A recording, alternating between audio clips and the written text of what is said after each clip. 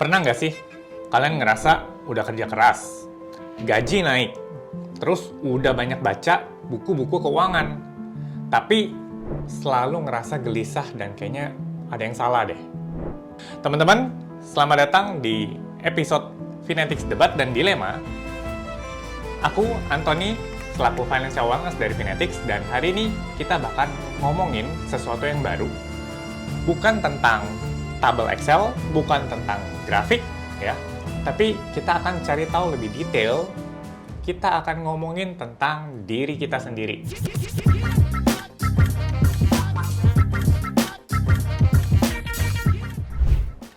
Nah, di sini udah ada Ibu Maria Widya, seorang transformation coach, ya. Halo, Ibu Widya, apa kabar? Halo juga, Anthony. Puji Tuhan, kabar baik. Puji Tuhan, kabar baik. So happy Kabar. Ibu, thank you bisa bersedia datang ke sini. Iya, happy juga ketemu Anthony. Kita diskusi bareng hari ini. Bisa ngobrol-ngobrol banyak ya. Karena sebelumnya kita sebenarnya udah beberapa kali ngopi, tapi ternyata aku sendiri cukup penasaran teman-teman dengan apa yang nanti akan Ibu Widya ceritakan di sini. Dan nggak bakal jauh-jauh, kita bakal banyak ngomongin tentang uang seperti biasa, tapi apa yang berbeda hari ini? Nah, teman-teman ikutin terus sampai akhir ya. Nah, hal yang paling pertama, by the way, Bu Widya. Jadi, kita tahu pertanyaan paling dasar setiap orang itu kan sebenarnya udah punya uang, udah punya cara sendiri buat ngelola keuangan. Ada yang udah belajar ilmu finansial ya, ilmu finansial banyak Bu. Mau lihat dari sosial media, YouTube juga ada gitu. Tapi banyak juga yang cenderung masih suka gelisah dan ngerasa kayak kok kayaknya ada masalah nih sama pengelolaan keuangan. Kira-kira apa yang salah sih? Sebenarnya banyak orang itu melihat uang dari sudut knowledge saja. Padahal uang itu sangat related dengan emosi, related dengan energi gitu ya. Jadi kadang yang terjadi adalah dia dikuasai oleh emosi, menjadi tidak rasional walaupun udah ada knowledge di situ dan sebagainya, sehingga tadi rasa resah, gelisahnya itu munculnya dari sana. Oke, jadi sebenarnya memang walaupun udah ngomongin tentang uang, udah tahu, ya maksudnya udah ahli, menguasai ilmu-ilmunya. Gitu. Betul, udah banyak belajar. Tapi ternyata nggak semuanya tuh hal-hal melulu teknikal ya tentang knowledge. Betul. Tapi related juga ke kepribadian, emosi gitu. Betul. Artinya mungkin bukan nominal uangnya. Betul. Tapi gimana kita ngenilai hubungan kita sama uang itu sendiri ya. Dan mungkin ini pertanyaannya lebih ke fundamental, dalam arti sebenarnya makna uang yang harus setiap orang pahamin. Makna uang kalau dalam hidup menurut Bu Widya gimana? Jadi sebelum memahami makna uang, dia harus mengenal dirinya dia sendiri dulu apa. Oke, bagaimana relasi dia dengan uang? Tadi yang seperti Anthony udah bilang gitu ya, relasi dia dengan uang itu seperti apa?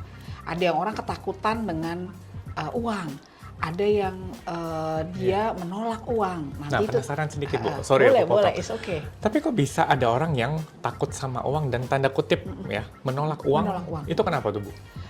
Itu tanpa sadar biasanya. Jadi kalau relasi dengan uang itu ada yang conditioning sama unconditioning. Jadi dia bisa dibuat dia aware dan membuat situasinya supaya uang datang. Ada juga yang dia tidak sadar gitu, tidak sadar melakukan, dia menolak uang.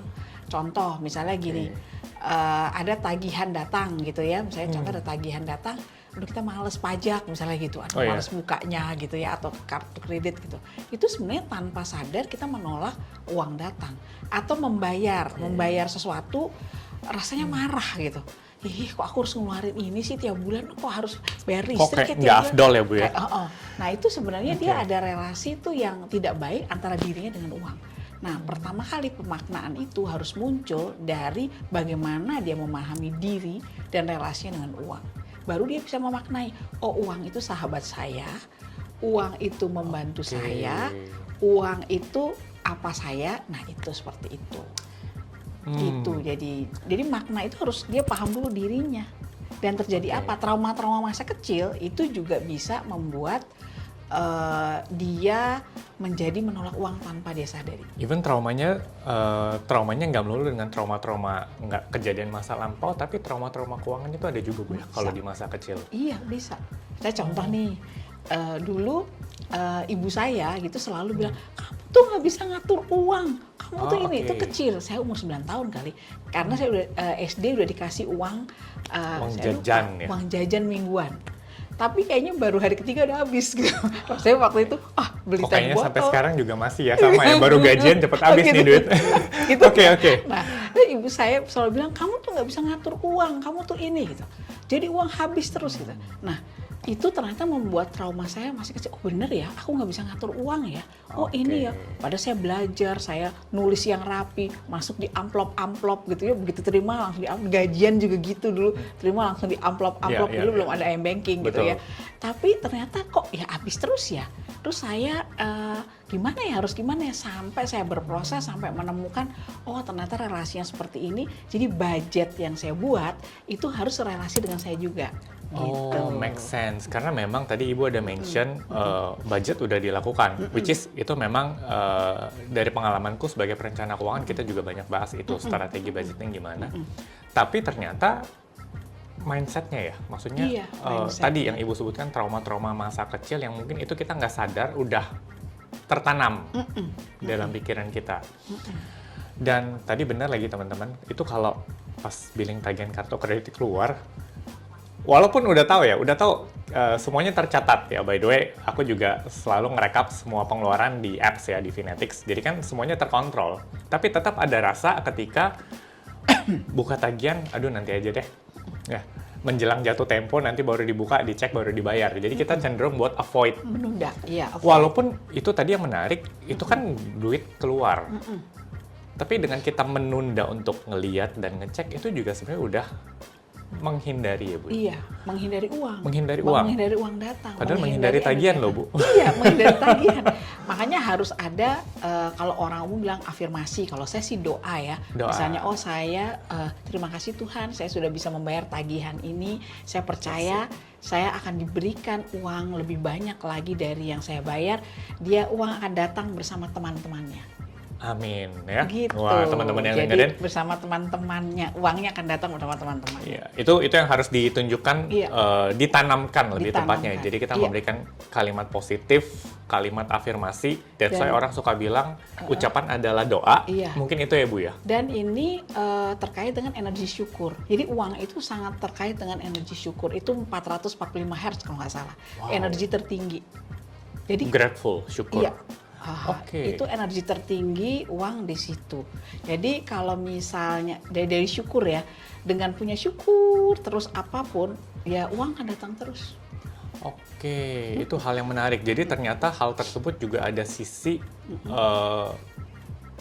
sisi logiknya. Kita tahu bahwa ungkapan yang kita ucapkan dalam hati itu juga dipancarkan, makanya tadi ada frekuensi energinya ya Bu ya. Frekuensi energi paling tinggi itu syukur. Melebihi cinta. 445 Hz kalau nggak salah ya angka. Wah, menarik. Itu yang menarik energi uang, karena uang itu energi sebenarnya.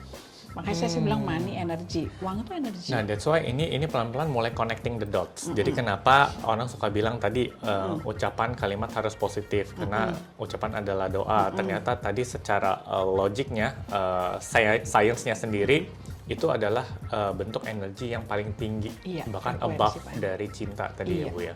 Syukur. Oke. Jadi udah mulai dapat nih benang merahnya. Nah, ini kan sesuatu yang luar biasa banget ya Bu Widya. Uang sebagai refleksi buat rasa syukur, rasa layak.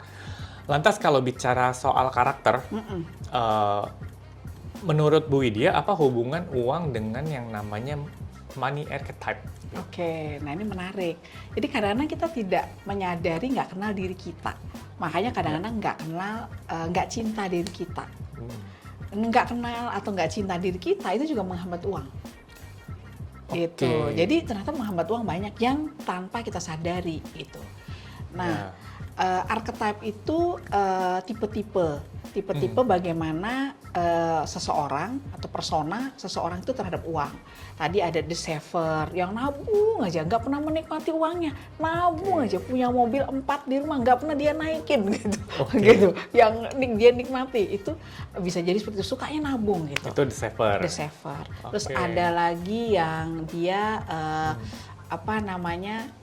menolak ya, untuk yang menolak gitu. Tanpa sadar dia memang udah rejection terhadap uang. Itu dia ada lagi yang seperti itu. Jadi ada beberapa archetype. Nah itu kita bisa lakukan tes dulu sebenarnya. Oh ada tesnya. Jadi ada yang apakah kita spender atau bukan. Jadi dia spend aja gitu. Ada yang sampai spender itu dia sampai nggak menyadari ini ya aktivitasnya tanpa sadar ada flash sale tiba-tiba belanja itu dilakukan tanpa sadar tiba-tiba udah check out Black Friday sampai kartunya habis tuh, kartu kreditnya dan segala gitu itu bisa jadi spender saver. Terus ada controller, yang ngontrol, jadi dia nggak hanya ngontrol keuangan dirinya tapi ngontrol keuangan orang di lingkungannya, family-nya atau apanya. Tapi kalau di rekrutmen bagus itu kita taruh di controller ya buat di finance ya buat di finance. Terus tapi biasa itu juga jadi tugas buat para menteri keuangan, ibu rumah tangga lebih tepatnya kalau di family ya Bu ya. Oke, menarik. Nah, that's why apa yang tadi Ibu sebutkan, aku juga sebenarnya banyak dengar kan Ibu menggunakan ini pendekatan holistik, science, dan memang unik, nggak banyak orang tahu. Gimana keterkaitan uang dengan Ibu pernah buatin aku sebenarnya, itu body graph, human design ya. Nah, itu kan konteksnya yang tadi Ibu mention sebenarnya antara personal dan gimana hubungan kita dengan uang. Iya. Nah, penasaran dan aku yakin banyak teman-teman penasaran, mungkin boleh Ibu Widya ceritain nggak sih itu tentang apa sih? Apa sih gitu ya. Jadi human design ini satu tool sebenarnya untuk memahami diri. Dia ilmunya itu ada 6 plus kalau saya tambah 1 dengan psikologinya. 6 itu 4 ilmu esoterik, jadi menggabungkan ilmu-ilmu tua, ilmu kuno, dan 2 yang baru itu yang menurut saya luar biasa itu ilmu tentang gen keys dan fisika kuantum, itu yang baru. Jadi kita bisa memahami diri kita karena dari situ kita akan ketahuan energi-energi di dalam diri kita. Nah, termasuk energi tentang uang. Nah, sebelum kita masuk lebih detail, mungkin banyak teman-teman kan yang masih awam dan pengen tahu juga seorang transformational coach itu belajarnya di mana dan apa aja sih yang dipelajarin. Mungkin Bu Widya juga boleh sharing sama kita ya. Background saya psikologi, kemudian aku belajar tentang bagaimana mengelola manajemen gitu ya di pasca sarjana saya. Kemudian saya terakhir itu saya doktor di bidang tetap semua terkait dengan people, perkembangan people di service management gitu. Jadi semua line-nya studi saya tentang people. Nah, saya perdalam lagi karena psikologi basicnya assessment gitu ya. Saya pelajari tools-tools psychology. Nah, termasuk toolsnya itu yang saya pelajari tentang human design, tools yang terbaru di mana itu buat saya itu semacam modul seseorang tuh belajar tentang dirinya gitu. Nah, itu human design saya belajar, ilmunya ini dari Kanada. Kemudian di Indonesia waktu saya belajar masih baru datang sekitar tahun 2013 atau 14 itu. Nah, saya belajar kemudian juga tentang ilmu mengambil keputusan healing yang namanya attitudinal healing itu di Inggris. Kebetulan sekarang saya ditawarin mereka untuk memegang semua yang di Indonesia terkait attitudinal healing, itu mewakili mereka. Ini di Amerika saya belajar dengan mereka dan saya dirikan Indonesia Attitudinal Healing Center. Jadi bagaimana manusia itu mengambil keputusan berdasarkan cinta. Nah, itu menarik banget. Jadi healing attitude gitu. Karena ini terkait nanti juga dengan uang gitu. Nah, kemudian beberapa ilmu yang lain lagi, before format itu saya belajar, itu ilmu dari India gitu. Nah, itu jadi menarik. Nah, ini saya gabungkan, saya buat satu model yang namanya Money Alignment Model. Money Alignment Model. Jadi bagaimana seseorang itu pertama dia harus aware dengan dirinya, dia mindful dengan dirinya, terus kemudian dia punya sesuatu yang baru sehingga literasi keuangan itu bisa masuk dengan mudahnya ke dia. Kemudian ada tools lain yang memaintain dia, karena manusia itu untuk mengubah behavior itu nggak bisa sehari 2 hari. Itu saya pakai konsep journaling 21 hari gitu. 21 hari. Ya, nah saya juga belajar tentang tadi ya coaching, transformation coach itu mulai dari awal dari executive coach, business coach, karena saya dulu di corporate awalnya business coach, kemudian sekarang arahnya ke family coach dan sebagainya. Itu saya belajar dari awal itu di Inggris. Kemudian ambil sertifikasi BNSP juga dan sebagainya untuk memperdalam coaching saya, sampai akhirnya saya wow, ini sepertinya nggak cuma sekedar butuh executive coach atau self coach gitu ya, tapi transformation itu important. Nah, transformation coach itu memang jarang di Indonesia, mungkin saya satu gitu ya, kayaknya ada satu lagi, ada 2 gitu. Tapi itu yang memang saya kembangkan dan dalami di beberapa tempat di luar gitu. Oke, menarik. Makanya artinya ilmu, knowledge, dan pengetahuan yang Ibu bagikan ini adalah rangkaian dari semua studi yang udah Ibu pelajari secara global dan dijahit, digabungkan menjadi satu. Dan tadi namanya itu adalah Money Alignment Model. Iya, Money Alignment Model. Memang konsep saya selalu ada alignment-nya. Jadi family alignment model, family alignment terapi. Jadi ada alignment-nya. Jadi satu kejadian dalam hidup manusia itu nggak sendiri gitu atau nggak satu, tapi pasti ada linknya dengan yang lain, proses yang lain. Makanya saya menyebutnya money, kalau khusus yang ini money alignment model. MAM. Menarik. That's why makanya kalau tadi Bu Widya kan juga sempat ngeliat tentang human design dari Anthony. Aku sendiri itu termasuk kategori yang mana sih, Bu? Dan mungkin teman-teman di luar juga penasaran, sebenarnya ada berapa kategori lagi yang mungkin nanti jadi mereka bisa self check ya. Itu masuk kategori yang mana aja? Oke, kalau Anthony yang tadi masuknya di generator. Saya paling gampang itu menganalogikan itu dengan kendaraan. Generator itu mobil. Wah, dia energinya besar, mesinnya tangguh, dirancang untuk menempuh perjalanan panjang, konsisten seperti itu. Nah, itu energi itu yang nanti kita gunakan untuk mengatur uang, pola manajemen uang. Selain yang tadi ya, yang misalnya ada trauma dan sebagainya itu lain. Nah, ini energi itu yang nanti akan kita gunakan, kita pakai untuk mengelola uang. Nah, model lain jadi ada 5, itu ada generator, ada satu lagi manifesting. Manifesting ini kalau generator tuh dia ahli di bidang yang keseharian, operational, tactical dan sebagainya. Nah, manifesting ini dia banyak di strategi. Analoginya seperti kereta api. Dia cepet, nggak bisa sembarangan berhenti di ini tempat, planningnya harus bagus. Berhenti di stasiun nggak tiba-tiba masinisnya ditelepon, halo bisa turun nggak kamu di Jogja nanti ini, berhenti nggak bisa. Sehingga dia harus punya strategi lain. Misalnya strategi dia membicarakan atau menerangkan strategi keuangannya dia itu seperti apa-apa di depan. Karena dia nggak bisa berhenti, orang langsung kereta api kan gitu dengan kecepatan yang sangat tinggi seperti itu. Jadi kita pakai energi si kereta api atau manifesting yang kebanyakan juga dia terjunnya atau bermainnya di dunia strategik. Nah itu membuat orang, oh aku harus seperti apa ya dengan modelku yang cepat sekali dan aku orangnya strategik. Jadi mengelola keuangannya harus seperti apa ya?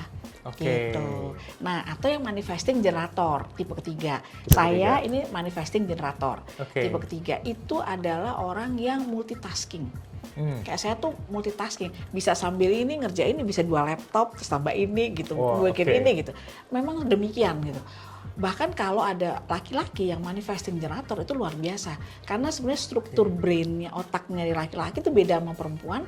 Perempuan yang cenderung lebih multitasking. Tapi kalau seorang laki-laki di kategori ini, dia punya energi yang luar biasa untuk bisa multitasking. Nah, berarti mengatur keuangannya seperti apa? Nah, dia mungkin nggak cukup hanya satu alat aja, satu aplikasi atau apa, dia bisa pakai aplikasi ini, mungkin dia punya ini, saya punya ini di dalam satu handphone saya. Tools kitnya lengkap ya? Tools kitnya lengkap kayak gitu. Nah, itu tipe yang ketiga. Yang keempat itu reflektor. ada proyektor juga. Nah, kalau misalnya tipe yang ini, dia itu seperti kalau kita bayangkan sepeda listrik gitu, jalannya pelan, terus ini. Nah, dengan tipe seperti yang sepeda listrik itu, bagaimana mengatur keuangannya? Pasti dia hati-hati, dia full ini, energinya tuh fokusnya benar-benar yang sana karena dia elektrik ini seperti itu. Nah, terus ada satu lagi yang itu tadi reflektor. Proyektor itu dia kalau di ini mobil pengawal polisi yang di depan itu. Itu yang Namanya ngelit apa sih? ya? Ya, nah itu dia mengelit. Nah, lucunya energi ini dia hanya mengelit VIP person. Kalau tadi mobil, misalnya seperti Anon nih, generator itu dia melit, tapi melit semua orang umum. Kalau yang ini itu mengelit hanya VIP person. Jadi bagaimana strateginya dia untuk melit VIP person? Hanya orang-orang tertentu, orang-orang khusus gitu yang dia lead. Nah itu berarti energi dia untuk itu, untuk mengatur keuangannya itu juga harus hati-hati. Harus seperti apa? Karena dia membawa orang-orang VIP. Beda loh VIP itu behaviornya dengan masyarakat umum biasa seperti itu. Jadi ini tipe-tipe energi yang ada di human design, ada 5. Yang juga akan berpengaruh ke tadi energi dia di area misalnya untuk mengambil informasi, untuk berpikir, terus kemudian di energi materinya itu juga akan beda. Jadi tiap energi itu bisa akhirnya berbentuk macam-macam sehingga orang itu akan otentik. Otentisitinya tuh ada sehingga mengatur keuangannya pun otentik. Mengatur keuangan tiap orang tuh beda. Nah ini juga mungkin masukan bahwa menjadi konsultan, saya menjadi coach sama menjadi konsultan finansial itu bisa jadi tiap individu beda-beda dan otentik. Ada uniqueness-nya ya. Betul gitu. Itu kira-kira sih seperti itu. Nah, pertanyaan tambahan kalau dari 5 karakter tadi, profil yang paling sering Ibu temuin ketika ya diskusi konsultasi dengan klien itu paling banyak, mungkin nggak tahu di Indonesia dari beberapa sampling yang Ibu handle, paling banyak karakter kepribadian yang mana? Terus biasanya tipikal ini, untuk satu contoh ini aja, itu biasanya kalau mereka tadi karir, itu di jenjang apa, di level apa sih? Mungkin biar teman-teman relate. Kalau di karir, di jenjang hampir semua level ada. Yang sangat jarang itu reflektor, tadi itu jarang. Itu paling jarang, memang ketemunya jarang. Terus proyektor masih ada, terus lebih sedikit. Yang multitasking tadi manifesting generator itu mungkin di urutan yang ketiga setelah ini. Tapi yang banyak memang generator. Atau manifesting tuh yang mungkin di urutan keempat, yang paling banyak di generator yang saya temui sekarang ini ya. Saya dari mungkin saya ribuan lah udah coba tools ini. Banyak di itu generator. Kalau di level eksekutif itu banyak yang saya temui juga manifesting generator itu banyak juga, lumayan agak banyak. Generator, manifestor ya, karena manifestor itu banyak yang strategik juga. Tapi di 3 itulah kira-kira yang di eksekutif level. Jadi ada 3 jenis kepribadian, karakter yang memang ternyata paling banyak Ibu temuin selama berpraktek ya. Yang saya temu yang itu sangat jarang. Proyektor itu sedikit, reflektor juga sedikit gitu. Yang masyarakat umum inilah. Gitu. Mungkin tadi beberapa hint yang Ibu sampaikan adalah cocok untuk teman-teman bisa self check ya.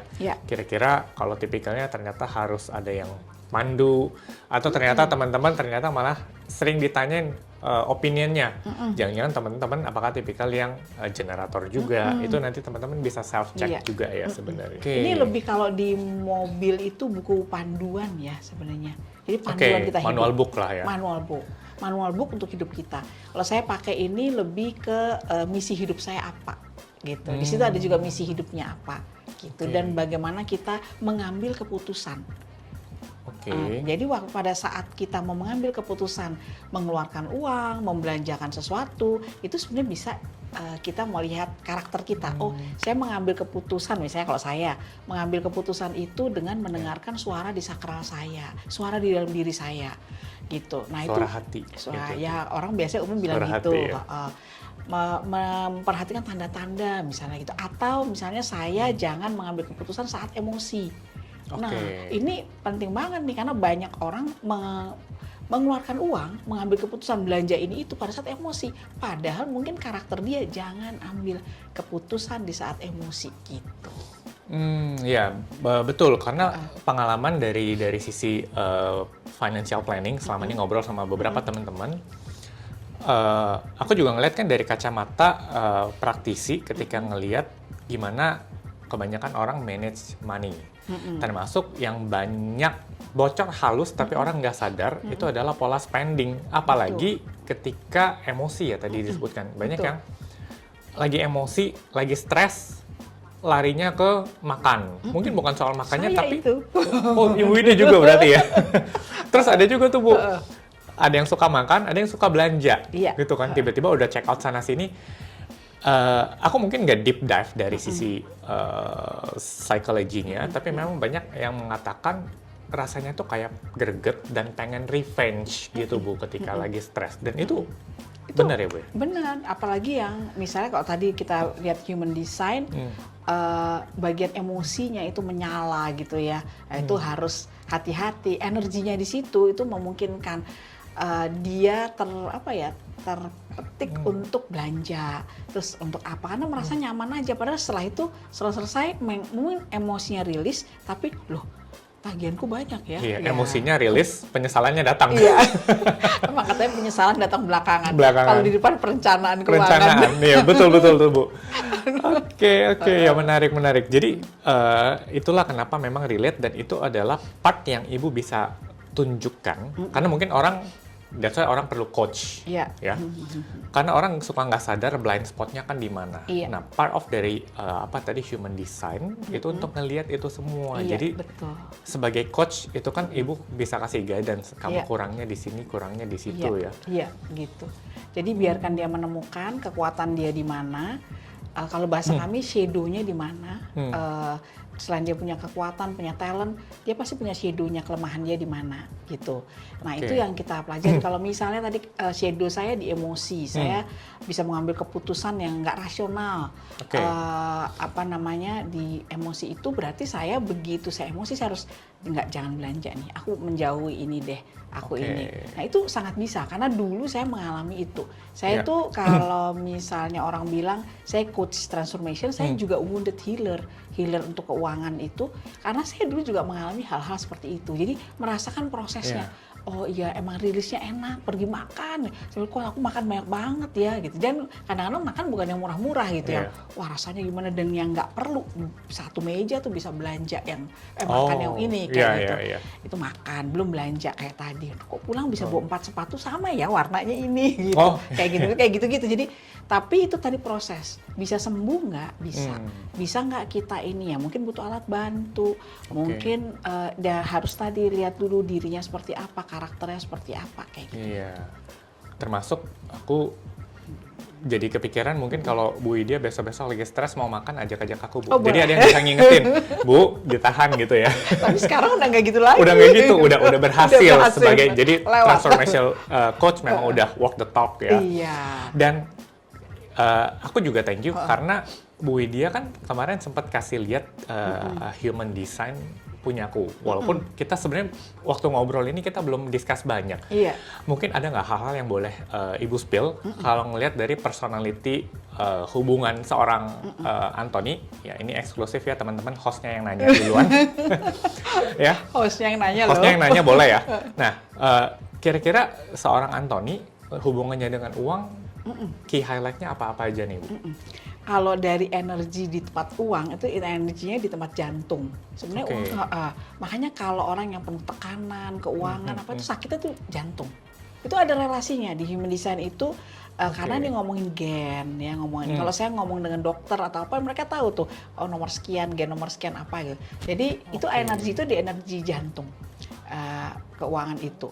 Nah, kalau dari punyanya Anthony, warnanya putih, dia menyerap. Jadi sebenarnya Anthony bukan orang yang tipe suka belanja-belanja sebenarnya. Oke. Aduh, Dikonfirmasi gitu ya. sama Bu Widya. Aslinya bukan gitu. Terus terhadap uang bukan orang yang materialistis, Yeah. bekerja lebih ke passion, ke ini bukan melulu melihat uang kayak gitu-gitu. Hidup tuh bukan soal uang aja gitu. Itu kalau dari karakternya ini ya. Tapi warnanya memang putih. Oke. Cuma harus hati-hatinya karena reseptor menyerap dari orang lain. Jadi energi yang dihasilkan oleh Anthony itu adalah diambil dari orang lain. Tapi berbalik misalnya ini energi untuk informasi yang ada di Anthony di atas kepala ini itu berwarna, berenergi menyala. Itu berarti sudah punya konsep, sudah punya informasi, cara menangkap informasi sangat hati-hati. Terus kemudian benar-benar memilah gitu ya. Sehingga kalau shadow-nya kalau kita bilang susah dipengaruhi juga. Karena udah punya konsep. Rasional juga. Nah, dari mengolah informasi masuk ke rasional juga ini yang hal penting. Karena informasi di atas ini penting untuk dia memahami konsep keuangan, konsep diri. Di rasional diolah waktu mengolah informasi itu penting juga. Dia cukup rasional tidak, dia bisa mengolah informasi enggak, itu ada di sini. Nah, kemudian tadi yang dasarnya secara energi uang tadi agent materialnya, energi agent materi itu dia seperti apa gitu. Nah, itu penting kita melihat titik-titik energi itu. Nah, tiap orang itu nggak sama. Beda-beda. Beda-beda. Ada yang misalnya kayak Anthony udah menyala, bagus, powerful, kuat. Biasanya kalau udah seperti itu memang tugas dia memberikan kepada orang lain.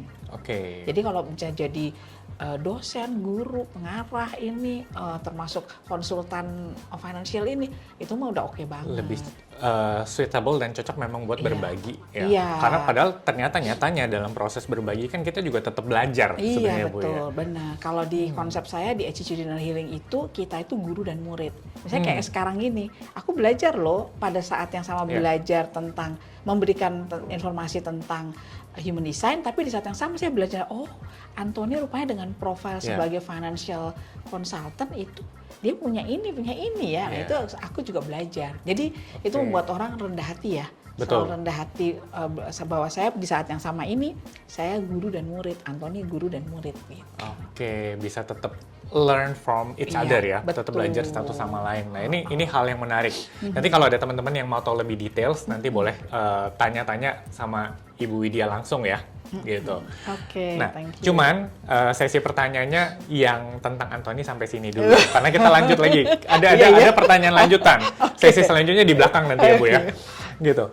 Nah, ini hal yang menarik. Jadi satu hal teman-teman bahwa ternyata antara money mindset dengan money management itu sangat terkait ya. Betul. Nah, setelah dengar semua ini, kira-kira apa sih Bu langkah selanjutnya yang harus dilakukan untuk tiap individu nih supaya bisa memperbaiki hubungan uang sama kepribadiannya masing-masing? Jadi yang pertama langkahnya itu dia mesti hening, tenang dulu, memahami dirinya. Saya punya relasi uang tuh bagaimana? Saya tipikalnya seperti apa?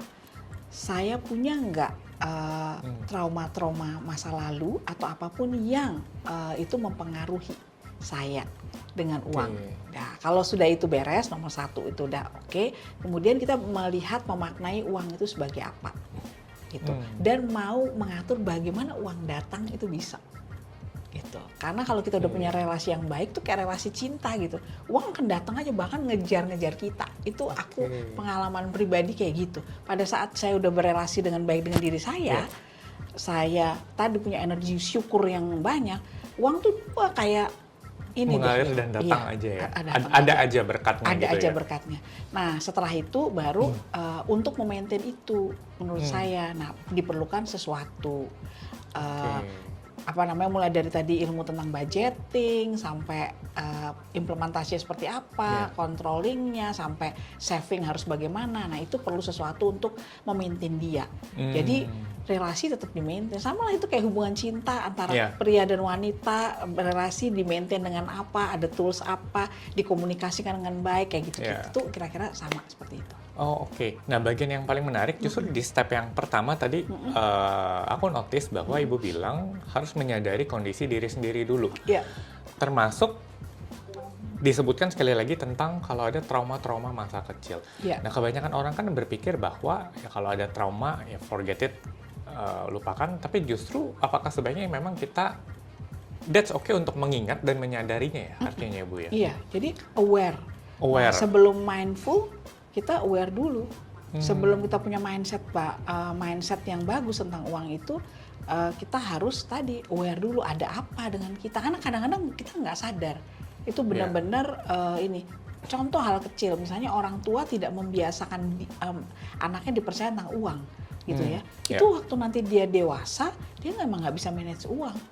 Oke, itu Gitu. ternyata hal yang suka nggak disadarin Itu harus disadari. sejak dini. Karena Iya. maksudnya mungkin sebagai parents kita cuma berpikir bahwa ya udah anak dikasih uang jajan aja, terserah mau dihabisin atau enggak, pokoknya udah dijatahin. Tapi anak nggak pernah ngerasa punya tanggung jawab, Iya. gitu ya. Betul, itu menjadikan dia manusia yang pada akhirnya memang nggak bertanggung jawab. Dia bisa jadi misalnya kalau dia laki-laki, dia bukan seorang yang provider di keluarganya Iya, atau apa, itu akan berpengaruh ke keluarganya, ke kondisi perkawinannya kayak gitu tuh masa kecil yang kadang-kadang orang tua nggak berpikir bahwa kedepannya tuh akan betul. pengaruhnya banyak. Karena banyak orang tua mungkin nggak notice juga. Apalagi dari zaman dulu kan orang biasa tanya ya udah anak dikasih duit jajan aja gitu. Tapi ternyata pelan-pelan sejak dini, ya tadi money mindset dan money management buat anak itu juga harus sudah diperkenalkan sejak dini ya artinya ya. Problem kita di Indonesia itu menurut saya salah satunya kekurangan literasi keuangan. Literasi keuangan. Saya betul. dari kecil nggak punya pendidikan tentang keuangan itu, baru iya. dapat tentang besar. Jadi saya nggak mau melakukan kesalahan itu lagi. Betul. Saya didik anak saya untuk punya literasi keuangan dengan cara yang sangat sederhana gitu. Itu kalau sadar. Nah kalau yang nggak sadar gimana? Betul, betul. Gitu. Makanya ini PR buat kita sekarang, apalagi yang teman-teman yang udah nonton dan dengerin, ternyata iya tentang pengelolaan keuangan. Ya, kebetulan konteksnya ngomongin buat anak-anak ya tadi. Dari zaman dulu sampai sekarang kita udah terbiasa provide anak untuk handle dan manage uang jajan sendiri. Iya. Tapi akan sangat baik kalau tadi literasi keuangan, gimana anak nanti punya money mindset dan money management yang benar, udah sejak dini ditata ya Bu Iya. ya. Contohnya gini, saya dulu nggak ngerti budgeting yang gimana karena nggak ada ya zaman saya dulu Iya, betul. gitu. Terus waktu anak saya model amplop aja nih uang jajan kamu sekian. Terus saya kasih amplop 4 Iya. gitu. Yang ini nanti buat ini ya kolekte di gereja gitu. Hitungnya berapa? Ya udah 10%-nya aja. Anak saya SD, cewek iya, ya, oke. waktu SD. Terus ini ya, nah ini amplop kamu buat ini. Jadi kamu 10, 20, 30, 40. Kamu hanya boleh jajan 40. 10 ini untuk di gereja, 20 ini untuk saving, 30 ini kalau kamu beli apa-apa yang yang bisa buat kayak investasi sebenarnya. Iya, iya. Itu biasanya buku apa, kalau itu kan dia Buat- belum kayak Oh iya. untuk develop ya. Development. Kalau yang saya sekarang saya 30% itu investasi untuk misalnya beli emas lah, inilah itulah gitu. Yes. Tapi kamu cuma boleh 40% untuk jajan gitu. Jadi dia tahu itu. Itu dari kecil tuh. Jadi waktu itu suami saya bilang, kok dia bisa ya? Kok ngerti ya gitu. Dia takjub gitu karena ya kita juga takjub karena ternyata kalau sejak dini dikasih literasi keuangan yang bagus, Iya. anak itu berkembang juga bagus. Oke. Gitu. Karena manusia diciptakan pintar sebenarnya sama Tuhan gitu karena dia nggak dapat stimulus aja. Iya, nggak dapat stimulus dari awal Iya, ya. dari awal. Jadi sebenarnya kalau itu awal, jadi aku dari kelas berapa ya? Di kelas 2 kali sampai sekarang dia udah kuliah ngambilnya di aktuari gitu. Jadi tentang itu udah oke gitu. Yes. Yang saya dulu nggak dapat. Tapi balik lagi, karena saya sadar. Gimana kalau yang nggak sadar? That's Akhirnya it. menghasilkan manusia-manusia yang mungkin kayak sekarang terpuruk dalam keuangan dan lain-lain. Karena sadar pun atau bahkan punya kondisi keuangan bagus pun banyak banyak gelombang badai Betul, ya. betul. Yang keuangan, ada harus hutang dibayar, ada ini segala macam. Itu Iya. kan banyak banget gitu. Kesulitan-kesulitan itu. Kalau Yes. nggak dibekali sejak dini tuh nanti bisa kayak saya gitu. Oke, that's why yang paling penting, ya apalagi kalau udah terima informasi ini dari awal, berarti beruntung teman-teman bisa lebih sadar sejak awal. Iya, betul. Bukan terlanjur kebablasan ya. Jadi ingat bahwa ternyata money management, perencanaan keuangan itu sebenarnya bukan cuma buat diri kita sendiri, tapi juga buat orang-orang di sekitar. Apalagi nanti kalau udah punya anak, mungkin ya ponakan dan sebagainya, itu akan sangat bagus ya. Iya. Oke, nah ini hal yang menarik Bu Widya, dan kita teman-teman dari tim Finetics itu juga udah collect beberapa pertanyaan. Jadi aku akan bacakan pertanyaan langsung yang ada di screen ya.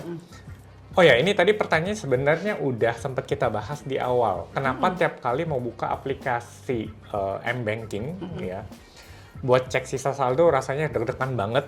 Nah, jadi kadang M-Banking itu kita suka belanja, tapi mau ngecek balance-nya masih ada nggak? Takut kaget, kok tinggal segini gitu. Termasuk juga yang tadi, ketika ngomongin kartu kredit, udah ada billing statement, kok nggak berani dibuka gitu. Nah, banyak yang ngerasa lebih milih untuk nggak dilihat deh sekalian. Padahal kan billing statement uangnya kita yang belanja. Iya. Uang yang ada di rekening uang kita juga. Tapi kok nggak berani dibuka? Kira-kira kenapa tuh, Bu? Kayak tadi memang uang itu sebenarnya basic banget. Orang tuh takut yang pertama kali tuh bisa jadi uang. Gitu. Stres pertama aduh rekening makin kurang terus nih, kok belum ada penghasilan, belum gajian, belum ini misalnya gitu ya. Itu juga dia membuat panik gitu. Jadi banyak itu sangat mendasar. Tapi cara ngelawannya itu justru tadi setiap kali kita habis ngeluarin, kita berniat untuk buka saldonya berapa. Harus tahu saldonya berapa. Jadi memang kita yang harus mengeduket diri kita. Karena punya kecenderungan setiap manusia takut akan tadi. Oh iya. Aku pernah cerita sama teman-teman, kebanyakan orang kalau udah terlanjur spending, itu apalagi ngomongin pencatatan keuangan. Ini yang lebih ke practical skill. Banyak orang itu takut untuk mencatat dosa sendiri. Dosa-dosa ketika udah kalap buat belanja gitu ya, Bu ya. Oh, berarti apa yang harus dilakukan adalah dari pertama justru harus berani fight back, ngelawan diri sendiri dulu. Ketika setelah belanja, ya tadi mungkin dicatat, tapi juga harus berani ngelihat sisa balance-nya berapa. Jangan dibiarin ya artinya, Bu ya. Itu sebenarnya latihan yang pertama, menurut aku basic banget. Kalau saya sesi money therapy, itu dulu saya pun seperti itu gitu. Jadi yang aku lakukan pertama justru ngelihat saldo gitu. Berani buka di M-Banking itu, tinggal segini, tinggal segini. Jadi nggak ditunda. Sama seperti kalau dulu kan tagihan datang tuh bukan email gitu ya, tapi ada amplop tuh lewat dikirim kurir. Dikirim kurir. Itu juga buka gitu. Pajak pun demikian gitu. Jadi buka ini gitu. Jadi itu latihan yang basic banget.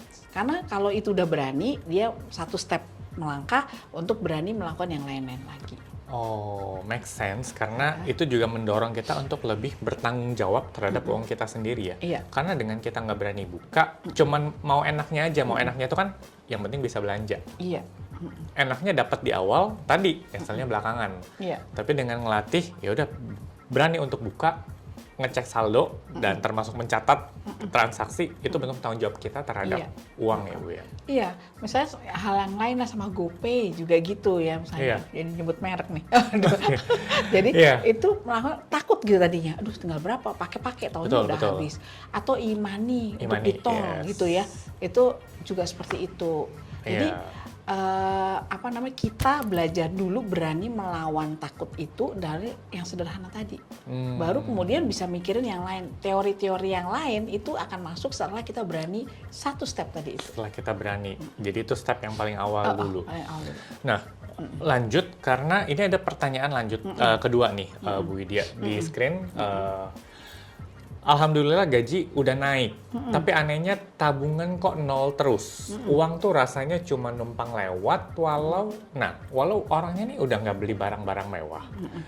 Gaji naik, secara logika matematika, kalau gaji naik ya harusnya kan ada saving, bahkan savingnya bisa lebih gede. Tapi pertanyaan realnya di lapangan, tetap rekening tabungan nol aja nih, Bu. Kira-kira apa yang salah nih? Itu sih habit ya. Menurut saya ada habit yang harus dia cek kembali. Apakah dengan gaji naik, ininya naik juga lagi nggak? Belanjanya naik lagi nggak? Tiba-tiba mutu barangnya naik atau jumlahnya naik, itu ada nggak? Jadi lebih ke habit. Terus kemudian kedua, dia menaruh yang sama nggak di rekening itu untuk saving juga, belanja juga, atau apa juga. Itu kalau yang sudah ini kan akan memisahkan tuh saving di ini sendiri, yang ini yang tadi dengan m-banking misalnya gitu, itu benar-benar yang untuk operation aja misalnya gitu. Berarti habit dan pengetahuan. Terus satu lagi kayak tadi ini tentang apa ya? Belief bahwa kok uang lewat aja, uang lewat itu juga nanti jadi ini bisa jadi apa ya? Memang akhirnya kejadian uang tuh cuma lewat aja gitu. Karena mikirnya udah begitu. Iya, mikirnya udah gitu. Mindset, belief, mindset sama behavior. Kalau saya bilangnya BMB, belief, mindset, behavior. Pertama dia percaya dulu tentang uang apa, mindset dia gimana, terus baru dia behavior seperti apa. Gimana. Nah di sini mungkin kalau teman-teman udah dengar jawabannya, ini mulai ada satu bridging koneksi bahwa Bu Widya tadi sebenarnya udah menyebutkan gaji naik, tapi kita sendiri misahin nggak antara secara praktikal aku sering menyebutkan itu harus ada saving account, harus ada spending account. Karena kalau semuanya tetap dicampur, sekarang psychology tadi kita ngeliat uangnya masih banyak. Makanya cenderung buat habis ya tadi ya Bu ya. Iya, betul. Tapi paling bagus dari awal kita udah pisahin dulu di saving account. Yang di sini ini memang untuk transaksi dan belanja-belanja. So kalaupun ini habis tidak mengganggu pos masa depan kita. Iya, betul. Oke. Nah, lantas yang jadi bikin penasaran nih. Kira-kira menurut Bu Widya, kapan orang itu dikatakan siap untuk manage money? Termasuk ketika udah siap, itu mana yang lebih penting antara punya mindset atau financial skill tadi? Kalau saya sih selalu kalau bisa jalan bareng ya. Kecuali kalau waktunya panjang sejak masa kecil gitu ya. Itu kita perlu mindsetnya kayak ini. Tapi kalau misalnya udah dewasa gitu ya, udah kerja, udah ini, jalannya bareng. Mindsetnya diperbaiki, skillnya juga gitu. Nah ini karena ilmu yang basic gitu ya, sebenarnya itu menjadi dasar kehidupan kita. Itu menurut saya harus dilakukan sungguh-sungguh gitulah, ditenani gitu. Kalau jadi jalan bareng dulu aja, mindsetnya kita perbaiki, skillnya juga kita iniin. Kalau saya seperti itu, nggak usah nunggu mindsetnya tadi bener, karena mengubah mindset nggak mudah. Iya, nggak mudah. Itu panjang, butuh waktu. Skill itu sebenarnya lebih gampang, dia menyerap, tapi butuh latihan, waktunya panjang di latihan. Kalau ini mindset waktunya panjang di pengubahan, di transformation-nya. Kalau skill tadi panjang di latihannya untuk menjadi behavior, BMB tadi. Makanya connect sama BMB tadi ya. Jadi dua-duanya memang tetap perlu waktu, tapi akan sangat bagus kalau bisa dijalankan berbarengan. Makanya nanti akan paralel antara bangun mindset. Aku setuju untuk bangun habits baru itu nggak bisa instan dalam waktu 1 hari, tapi perlu waktu. Nah, ketika nanti udah berjalan itu jadi behavior ya, financial behaviornya itu tadi financial behavior. Jadi kita perbaiki dulu yang tadi diri kita, connection yang nggak bagus. Terus kalau udah diri kita bersih, bagus, mindsetnya bagus, dimasuki sesuatu yang bagus, literasinya dilengkapi, terus kita latihan untuk behaviornya kayak gitu. Oke. Menarik banget Bu Widya. Jadi ini sesuatu yang luar biasa banget dan hari ini kita belajar banyak ya. Karena kalau ngomongin tentang mau beresin tadi tagihan kartu kredit, rekening bank, ternyata itu semua dimulai pure harus dari diri sendiri dulu. Betul. Ya. Nah, aku yakin memang masih banyak hal-hal yang bikin teman-teman penasaran ya, tapi waktu kita cukup terbatas ya. Jadi mungkin kalau dari Ibu Widya sendiri ada satu pesan khusus atau closing statement buat teman-teman di sini yang nonton episode kali ini, Bu? Oke, jadi untuk teman-teman pada akhirnya untuk kita ketahui, kita pahami bahwa uang itu bukan hanya tentang banyaknya yang kita miliki, tapi bagaimana kita merasa cukup, tenang, dan selaras dengan hidup kita. Thank you. Oke, terima kasih sekali lagi Terima Ibu kasih, Widya. Anthony. Jadi kalau ada teman-teman yang mungkin nanti masih penasaran, teman-teman boleh drop pertanyaan di kolom komentar. Nanti kita juga akan tetap terhubung dengan Ibu Widya gitu. Dan sekali lagi teman-teman tahu ya, seperti biasa di episode debat dan dilema itu kita bukan mencari tentang siapa yang benar atau siapa yang salah. Tapi gimana buat menyikapin setiap pilihan dan mengambil pelajaran dari setiap keputusan yang diambil. Oke? Nah, buat teman-teman sekalian ya yang masih nonton dan stay tune sampai akhir, jangan lupa untuk selalu subscribe, like, dan share postingan ini kalau bermanfaat ya. Dan pastikan teman-teman nantikan episode debat dan dilema yang selanjutnya ya. Thank you sekali lagi untuk Thank Ibu you, Maria Widya sama-sama. ya, banyak belajar hari ini. Thank you Iya. buat teman-teman semua yang stay tune ya. See you. Si